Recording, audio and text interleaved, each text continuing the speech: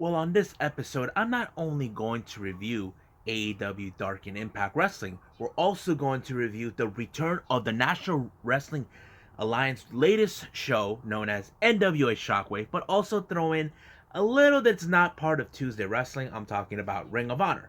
But all of that will be discussed and reviewed on this episode of Deleted WrestleZone.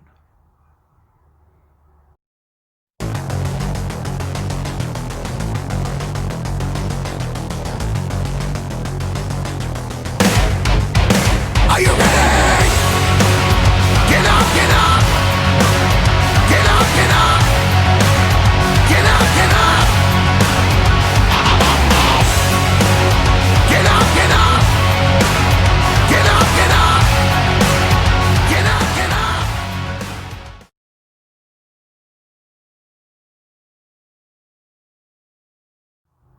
Welcome everybody to Deleted WrestleZone. All things that is pro wrestling from AEW, NXT, New Japan Pro Wrestling, Impact Wrestling, and the National Wrestling Alliance. Promotions, wrestlers, matches, and championships. I am your host, J-Rod here. Now, since I mentioned the National Wrestling Alliance, they are back, baby, to a brand new series called NWA Shockwave. Now, it's been a while since we've seen these guys. Now, some of you have been asking where these guys been this entire time. Well, if you must know, the National Wrestling Alliance never folded. Not even since the start of this thing with the pandemic happened. They just decided, they were told to suspend all operations to keep not only the safety of the wrestlers safe, but also the people that attend the shows. You see, they do normally their shows in a studio down in Atlanta. But however, things have been changing throughout this entire time, these last months, during the time of this pandemic. As you know, Ricky Starks, Allison Kay, Marty Bell, Zicky Dice, and a few other wrestlers made a decision to leave NWA, not only because they're still being paid, well, it's because they're not doing anything at this point. We do know where Ricky Stark landed. He's now currently with AEW, and Allison Kay and Marty Bell, we don't know where they're gonna go, but we have seen Allison Kay make an appearance during a match for AEW against Serena Deeb for the NWA Women's World Championship. But however, there's been a lot of things going on, saying they were going to be folded, all this. But at the same time, when all of this was happening, they actually made an agreement for a partnership with the United Wrestling Network, which is a company started by one of their own commentators and also announcers and interviewers, David Marquez, who runs a promotion out here in California called Championship Wrestling from Hollywood. This network combines many of the promotions that are in league with him, much like Championship Wrestling from Arizona and Memphis. But they have a new show called Primetime where they just annually started many of their matches, tournaments, all that. But however, many of the NWA stars actually wrestled there, and it's already happened a month ago. So they're trying to use whatever they can use that was on the network and put it on Shockwave. And if you must know, there is no audience, in case you've been asking. You can still see the Shockwave episode. It's free on YouTube if you're interested to watch. All you got to do is look for the National Wrestling Alliance's, the NWA's YouTube page, and there it is. All you can see, it's right there. But however, they were unable to. I don't know what's going to happen. We were supposed to have the latest event took place last April, which was the Crockett Cup, which is the annual tournament where they throw in tag team matches. But however, because of the pandemic, that was postponed, and also it was postponed to have the match between Nick Aldis and Marty Scurll. But ever since the whole thing with the Speaking Out movement came into light, revealing things about Marty Scurll, an incident took place back when he was in England, that kind of changed a little bit. Now, I'm not going to speculate what's going to happen. All we can do is wait and see what's going to go down. But right now, let's end that part right there, and let's just start right here with the latest series, NWA Shockwave. The first match they had is Jordan Cruz, who's a local wrestler here in my hometown of San Diego, California, versus Eli Drake. So basically, he is in a match against him. It's been a while since I've seen Eli Drake. It looks like he hasn't missed a step. Jordan, I do know he's been wrestling out here in California, mostly in LA and San Diego, but that's how it's been. But however, the match ended in Eli Drake's favor, as I expected, because Jordan doesn't have much of the higher experience, much like Eli. Not because I said I've seen Jordan many times over, either on Level Up or any promotion around Southern California. So that's the way I see it.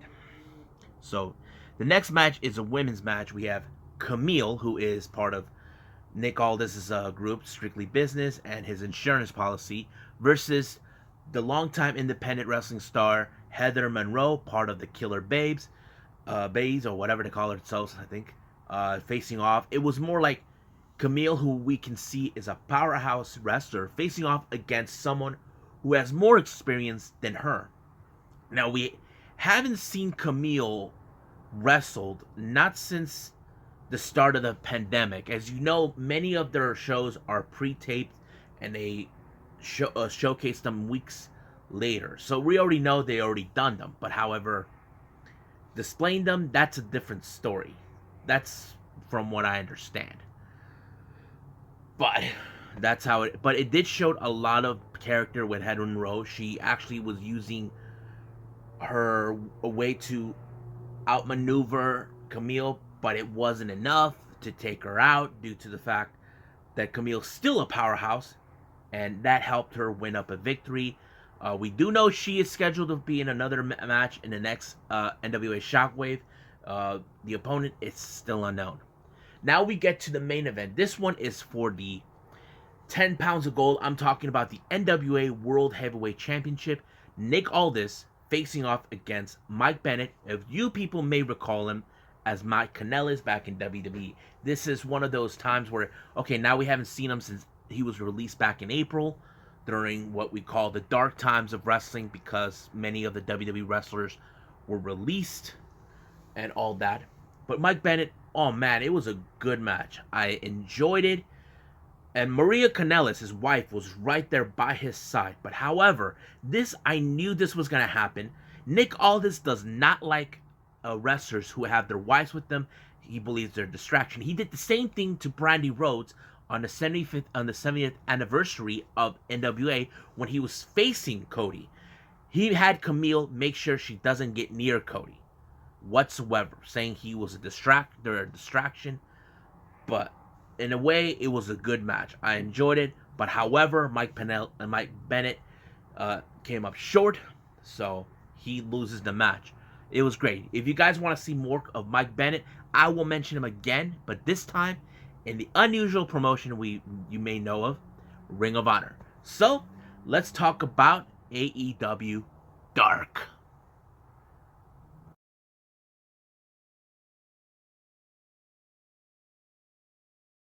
Okay, so we got AEW Dark. This one went up to almost 2 hours and 15 minutes plus. So we're just going to go from the start to finish on this one. First match of the night was KTB versus Shawn Spears along with Tully Blanchard. This match was kind of interesting because the match wasn't more interesting on that. It was who arrived during the match, and it was none other than Scorpio Sky. Now, if you guys hadn't forgotten, a couple weeks ago, Scorpio Sky was in a match against Shawn Spears on Dynamite, which he lost thanks to getting the glove loaded thanks to Tully Blanchard. Now, Scorpio Sky wants to rematch, but Tully doesn't. I mean, Shawn does not want that because he felt that he's done with him, but except he doesn't know what to make of him, because the reason that was because he just showed up just sitting there. He nearly lost focus. But however, it didn't go exactly like that. Now, the match ended with Shawn Spears winning, which was no surprise. If you guys watch Dark, normally we get one of those Jobber versus the Stars type of matches. Scorpio Sky was about to confront the Spears, but he TKO'd KTB, and it was like, what the hell just happened?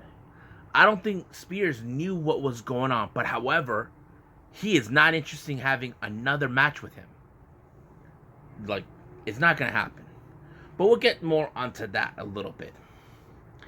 Now, the next match is Damian Fenrir versus Ricky Starks. I can tell you right now who won, because Fenrir, I only seen him once already, so this is his second appearance. It's Ricky Starks, because we normally been getting jobbers versus the stars of AEW. But that's what's been. So, Ricky Starks won this match. The next match is Danny Limelight, who we've seen on multiple occasions already, versus Brandon Cutler. Now, this was a very interesting match because, if you guys know this, Danny Limelight's a bit more shorter than me, while Brandon Cutler's taller than me. So basically, it was a matter of that. But however, the match ended in another victory, a 5-win straight victory by Brandon Cutler. So that's really good to see that his winning streaks are rising up a bit. So hopefully he stays that way, or somewhere down the line, bad luck will come out. Now, the next match we have John Cruz versus Peter Avalon, who is Brandon Cutler's former partner. This was also another interesting. Basically, this is we're seeing more Peter Avalon as a singles competitor. Now goes by Pretty Peter Avalon. So, if you guys must know, it was Peter Avalon that won this match, and that's how it goes. Even though John Cruz's energy did not help him whatsoever. So, that's how it goes. The next match is a women's match. We have Tesha Price versus the return of Shauna. Now, we haven't seen Shauna in months. You probably ask yourselves, where the hell was she the entire time? Now, if you guys know this, she was stuck overseas during the restrictions, during the pandemic. If you guys say, or say France, like, yeah, you probably say to yourself, why isn't she fired or released like the others that we saw? You know, if you guys referring to Jimmy Havoc, B. Priestley, and Sadie Spears. Now, if you guys must know, it was Kenny Omega who was the one who kind of contacted her to sign her, because he was one of the few people that knew her name and all that. So it makes perfect sense.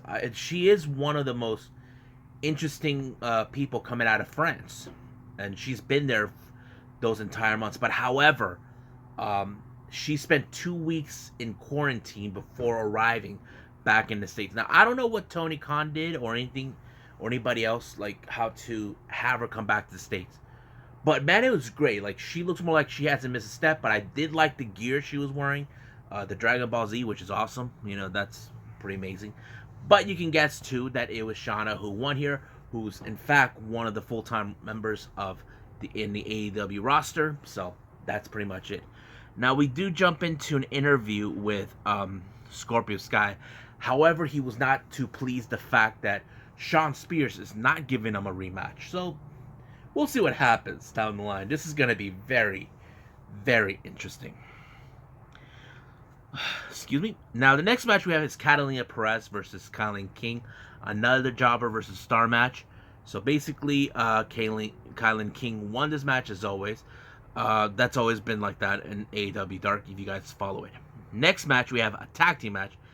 Adam Priest and Sean Maluda versus the Best Friends, along with freshly squeezed Orange Cassidy.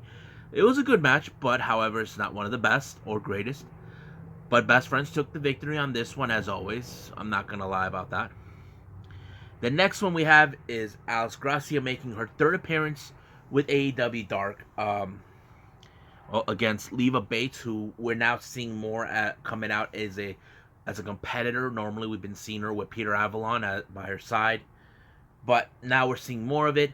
I know they got a lot. Both women have a lot to learn, because you know they were going a bit more slower pace when it gets a moment. But if you guys catch what Leva Bates brought with her to the ring, she brought herself a copy of the Young Bucks Killing the Business book. Yeah, the new autobiography that they put out this year, and it's I'm really interested in getting it, because I did saw one yesterday. Was it yesterday? No, scratch that, last Monday at Barnes and Noble with the signing edition. I'm still waiting on get my next paycheck so I can get one. So that gotta stand by. So, but however, Leva Bates won this match since she's one of the full-time rosters. Alex Gracia is not. But I would like to see Alex Rossi join AEW because I'm a fan. I like her style and her gimmick as the Pink Dream. That's, well, to be honest with you guys, I am attracted by women who wear pink. Don't ask me why. Now let's move on to the next match. We have a 6-man tag. We have Angel Fashion, VSK, and Sean Donovan versus the Gun Club. I'm talking about Billy, Austin, and Colton. They come out wearing the towels over their heads, trying to imitate Taz to get under his skin after what they did last time. As you know, Taz attacked Cody. If you guys know this, the Gun Club are now members of the Nightmare family. So that's the reason they're trying to get under his skin. Even though Ricky Stark was there, Taz told them not to because the number games, Hobbs and Cage weren't there. So that's pretty much what happened. But if you must know, it was the Gun Club who actually won, thanks to Austin Gunn. Now the next match is a singles competition. We have Aaron Solo versus Matt Sydal. As I've been a fan of Matt Sydal when he was Evan Bourne back in WWE, I have to say he has his winning ways, but also his wrestling methods and his ways of how he wrestled is now becoming more impressive. I know him as a high flyer, but now he's more of a hybrid with both high flying and doing groundwork. So that's pretty cool to see. And he won the match. The next match we have Baron Black teaming with Fuego del Sol versus Dark Order members Stu Grayson and Evil Uno. But you guys can guess who won this one. I don't have to tell you too much of the details. It's the Dark Order. They are the most dominant faction right now.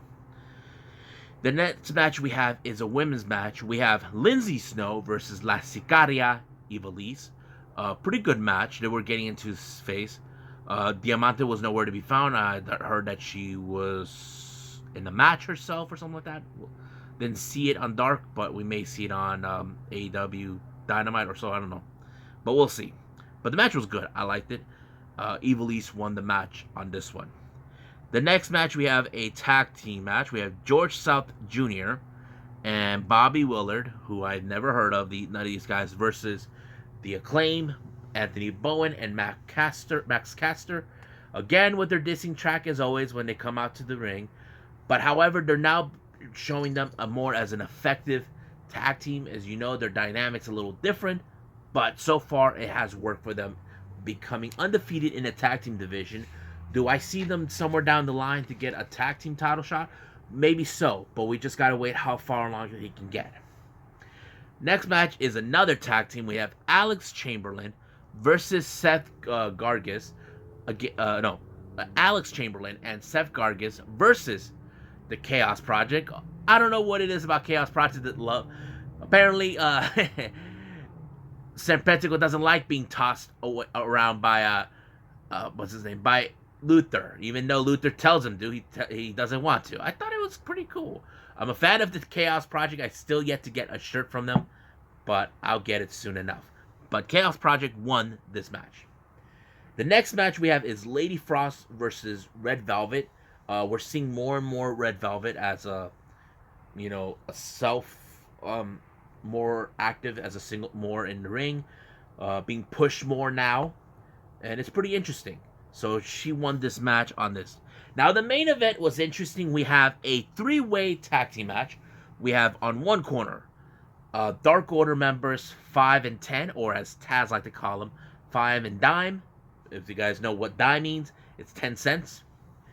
Versus Sonny Kiss and the bad boy Joey Janela versus Jurassic Express's Jungle Boy and Luchasaurus. Man, this match was unbelievable. I have to say, they should make the main event for Dark.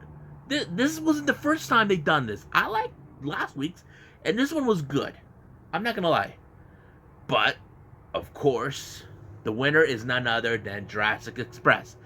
I have to say, this main event is the best one I've ever seen so far. I love it. I'm a fan of Jungle Express, but we'll leave it as that. So let's jump in right now with Impact Wrestling.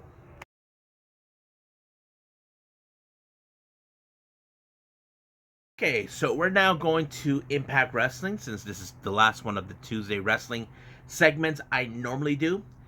So the opening match was none other than Motor City Machine Guns back in full force, facing off against Triple XL. Now, if you guys recall, Triple XL were not having the fact that Motor City Machine Guns are now going back on a title hunt. Now they're sick and tired of people like the Motor City Machine Guns gaining the spotlight, taking the right what they felt. So they took out Alex Shelley, and Chris Sabin teamed up with none other than TNA original James the Cowboy Storm, and now we see Alex Shelley back. Great match. I liked it. It did show that they're determined to do this. 1. Triple XL. 2. The North. 3. Get the tag team titles from the Good Brothers. That in that order. That's what they're doing. So first on their list is Triple XL. I love this match. It was great because Motor City Machine Guns are proving that they do whatever it takes to get back on top, no matter who gets in their way, and they kind of proved it, right? But I liked it. It was a great match. So Motor City Machine Guns won the victory. Now, as soon as the match was over, we jump into the outside. What's going on? We have the arrival of Sami Callihan and Ken Shamrock. Scott D'Amore was outside with security, telling them that Ken Shamrock is suspended for punching D'Lo Brown, even though Sammy told him, look, just go back to, we'll talk more. So basically, I don't know what they're up to, but it can't be good. But when we got back from the commercial break, Bravo confronted Larry D. As you know, Larry D has an alter ego known as Lawrence D. Lawrence D was responsible for shooting Bravo at the wedding. And of course, Larry D, basically he has a split personality, so they didn't know what to do. So Tommy Dreamer, who's played detective, judge, prosecutor, now cop, wants Larry D behind bars. But however, Larry D took him out, Bravo found him, and he screams like in one of those movies where you're like, no! You know, that ended up that way. But it's kind of interesting. Now we're continuing more with the opening round for the Knockouts Tag Team Title Tournament. As you know, we already have Tasha Steelz and Kerry Hogan, and also Havoc and Nevaeh in the opening round.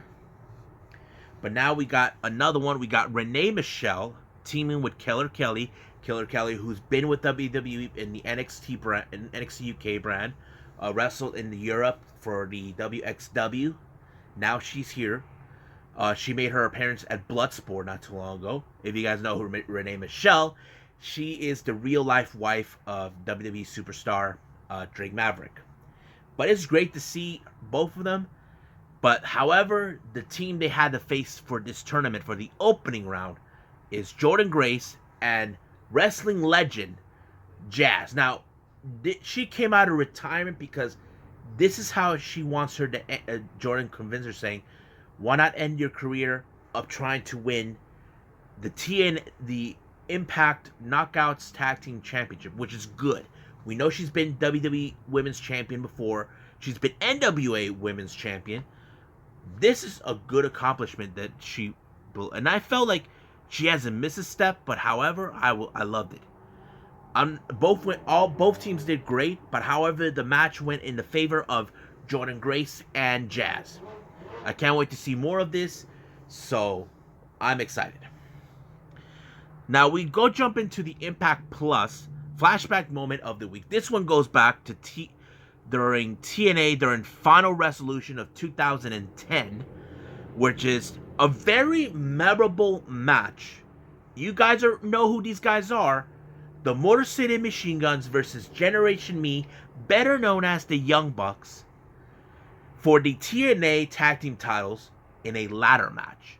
You guys would say, what? Now, if you guys don't know this, yes, the Bucks were in Impact before, back then when it was TNA, but they never obtained the TNA Tag Team titles back in the day. But that match is one of the most memorable matches of all time. It kind of redefined their careers as a tag team. And the rivalry with the Motor City Machine Guns was great to watch. So that, you gotta see it. Now, we jump in backstage with Ethan Page. Ethan Page has been irritated irritated the fact that he and his tag team partner Josh Alexander do not have the one thing that makes them who they are. And I'm talking about the Impact World Tag Team titles. So he did admit it was him who took out Gallows. And all of this, but he's telling him, face me in the match. Give me an opportunity. If I beat you, we get a shot of the tag team titles. Now, Josh Alexander, who's more of the kind of guys like, what the hell is wrong with you? Ethan Page has an ego that he can't control. So he's like, in the background, we're like, what the hell is wrong with you? He's saying all this stuff that makes him look like, what the hell are you talking about? What are you thinking? What are you saying? So, we'll see about that. But he did ask him for that match at Final Resolution, coming up later on this month in December. Now, Alicia Edwards, if you guys know, she's married to Eddie Edwards. After what happened to her husband in the hands of Sami Callihan, she kind of been waiting for him, and then here comes Tennille Dashwood and Caleb with a K. She was about to ambush him, but however, she did. Security stopped her. Basically, this is a long-standing feud between Alicia and Sami for everything that Sami had cost both Alicia and Edwards' marriage because back in the past. But even Caleb and Tennille are like, okay, we'll see you later. So that's what happened. Now, we were set to have this next match between Johnny Swinger and Cody Deaner along with cousin Jake. Now, as you know, there was a bit of an animosity between these two. Johnny Swinger won the match by cheating his way by using a fanny pack with a gun.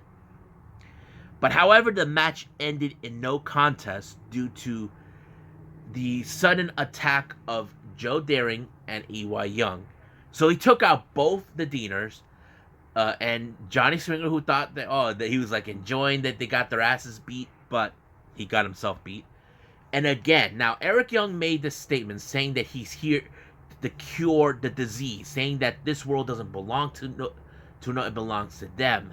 So this is becoming more of a who's gonna run the asylum type of thing, which is kind of interesting. Now, the next segment we have is Deonna Purrazzo and Kimberly talking to Father James Mitchell. Now, their initial plan is they want Su Yung gone, to have Su Yung turn into Susie. So basically, they made a deal with Father James Mitchell, but there's the old saying, never make a deal with the devil. So basically, I don't know what deal they made or what's the offer, but they went outside the ring to call out Su Yung. Now, they successfully did that, but however, Father James Mitchell comes out saying that you've been a thorn in my side for far too long, calls out the bridesmaid to take her out, and Deonna Purrazzo, took her out using the Gotch-style power driver, and the bridesmaid took Su Yung out.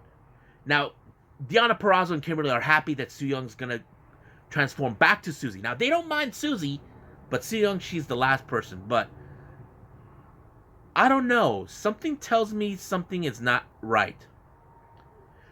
Last week, we saw Susie, but we also saw Su Yung. What makes them so certain they can have Susie and Su Yung back together? What if they split? I don't know. I'm kind of curious on that. Now, after the initial attack by Eric Young and Joe Daring, the Deaners were not happy how this ended. But however, Cody Deaner put an emotional state of mind. He said he knew Eric Young, he treated him like family, but now he's being a total douche in his eyes. Cody put out his emotional state saying, I was the one who drove him from everywhere around the country. And he treats him like he's nobody. And he said this is now becoming personal. He's like saying, I considered him family. But now, it's not. So, this is now becoming more and more like, okay, this is personal between them. Now, here comes, the main event of the match is Chris Bay versus Willie Mack. So, the match was already set. However, while Chris Bay was setting up, Moose, on the other hand, has this crazy idea. He claims that he is the true champion. The TNA World Championship is the most prestigious and number one title in Impact. The Impact World title is nothing but second best. So he's giving Chris Bay of somewhat of a warning, saying that he'll take that title and destroy it. He believes that the TNA World title is the true title, but Chris Bay doesn't know what to make of it, so he's a little loco. But however, after that, we had seen an interview with Carl Anderson, gladly accepting the match against Ethan Page at Final Resolution, which it's gonna be a killer match. I'm excited. Hope you guys are excited. Next thing we have is the X Division Championship, Rohit Raju versus Crazy Steve, which was a robbery last week. The match was really good, but however, things didn't go exactly how Crazy Steve wanted. Somehow, Rohit Raju was able to retain the title. But when that happened, Steve was in the back talking to TJP, was saying, look, you did great. But Brian Myers, again with his negativity, saying that, that he's a clown, that you trusted him to do the job. But TJP's like, he did his best. So he's trying to tell him, I'll face you next week. So we'll see that coming up soon. Now, as you know about this whole thing with Falabal stealing Hernandez's money, he's trying to reclaim it from Tasha Steelz and Kira, who took it from him weeks ago. So they try to play mind games with him. So he's asking it for the money back. Or if I was Falabal, I would tell Hernandez and see what happens if that was me. Now it's main event time. It's Chris Bay versus Willie Mack. Awesome match. It did show a little more of heart of Willie Mack determined to win. And this was one of those matches where he's trying to prove he had everything to lose. But however, his weakness with his knee is the one thing that nearly cost him the match. But it didn't. He won the match by putting the stunner on Bay, and he won. But however, when the match was won, Moose speared him, and then here comes Rich Swann, and then Bay cuttered him out of nowhere, sending a message saying that he wants a shot of the Impact World title. So it's now been set already officially. Chris Bay versus Rich Swann for the Impact World Championship coming up in Final Resolution. So I think that's it for now, what I got for Impact Wrestling. So let's jump into the non-Tuesday wrestling show, Ring of Honor.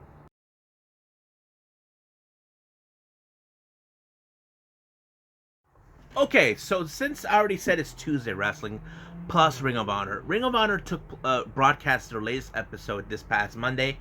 I was mostly been busy covering the New Japan stuff that time, but I decided, you know what, I'm gonna add it here, but just put plus on the side. That way it's much easier to get it done. It starts out with an interesting video package with the newly formed faction known as the Foundation, which is consistent of Jay Lethal, Jonathan Gresham, Tracy Williams, and this guy calling himself Redface. Now, these guys are an interesting dynamic group. These guys are part of a style of wrestling. Now they're calling it pure wrestling. It's a mixture of grappling and all this other stuff of submission, kind of like catch wrestling. Something that you guys are familiarized with. Drew Gulak, David Starr, Matt Riddle, all those guys. So they're sending out a message saying that that's what they're going to do. Bring pure wrestling into Ring of Honor. That's something that it's new and fresh that I'm kind of curious to see. But however, Lethal wanted to show who Redface is, but Tracy felt it's not time yet. Let's give it a little time. But I'm kind of curious with this new faction because it's very interesting to see this. Now let's jump in with the first match of the night. It's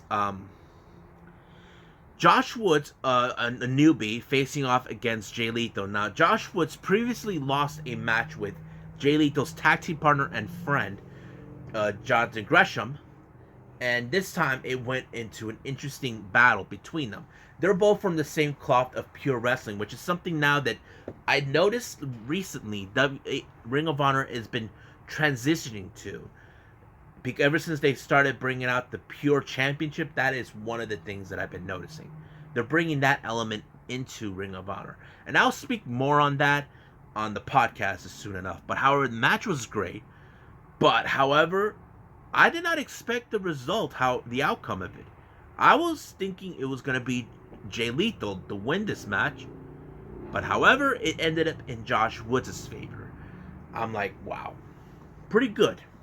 I'm enjoying it. I love it. Now, the next thing we see is Matt Taven speaking with his longtime friend and former Kingdom member, Mike Bennett, who I recently mentioned earlier in this episode in NWA Shockwave. Mike Bennett mentioned that this is something he's missing. Now, I'm going to mention something in an interview that he posted out. He said that his biggest mistake was leaving Ring of Honor. As you know, things didn't go well for him while he was in WWE. And luckily for him, he was released. Now he's going back to where it all began for him, where he felt he's more of his element. As you know, his time with WWE didn't do so well, but I hope down the line, Matt Taven and Mike Bennett reformed the Kingdom, because they were part of that faction, along with Adam Cole back in the day. I'm excited to see that. Then we have two video packages coming in from both an interview with Mark Briscoe, one half of the Briscoes tag team wrestling group. He's been now questioning Jay Briscoe's motives over him and EC3 since all of this happened. He felt like, you and I are a tag team. We need to focus on that. So, if you know who currently is the World Tag Team Champions for Ring of Honor, it's the Foundation's both Gresham and Lethal. So, he felt that Jay is making a mistake going after EC3. But we'll see where they're going to go. Then we have two video packages between Brody Lee and Sean Taylor. I have to say it was a pretty good match. Now, this is a match where we're seeing, okay, who's going to be the one to face our current Ring of Honor World Champion. And that, if you guys know who that person is, Rush, he will be making his return on Final Battle. I'm excited for that. But this match was amazing. Two powerhouses. I'm talking about two huge dudes. Sean Taylor and Brody King. This is one of those matches you gotta pay attention, because you may never know where it's gonna lead. But the way it ended, I loved it. I have to say, I didn't know what the outcome was gonna be. I was a bit biased, not because I say so, because I wasn't much of a fan of these two guys. But the match was great. I'm not gonna lie, it was good. But the winner for this match was Brody King, and he will face Rush at Final Battle, which is the last pay-per-view show of Ring of Honor, which I'm excited to see soon. So that's pretty much it, what I got for you guys. I hope you guys enjoy this episode. I will be throwing more. The upcoming episodes will be relating to the Wednesday Night War and more continuation of the Best of the Super Juniors and World Tag League by New Japan Pro Wrestling and many others. I will throw in the occasional podcast when I get a chance, if you guys follow me on that. So we'll see. It's actually DWZ Podcast with J-Rod. So you can find me either on Spotify, Apple, Google Podcasts, Breaker, Public Radio. I think I have them. But find me anywhere. So I must bid all of you guys adieu. So goodbye. Mwah. And have a nice day. Bang.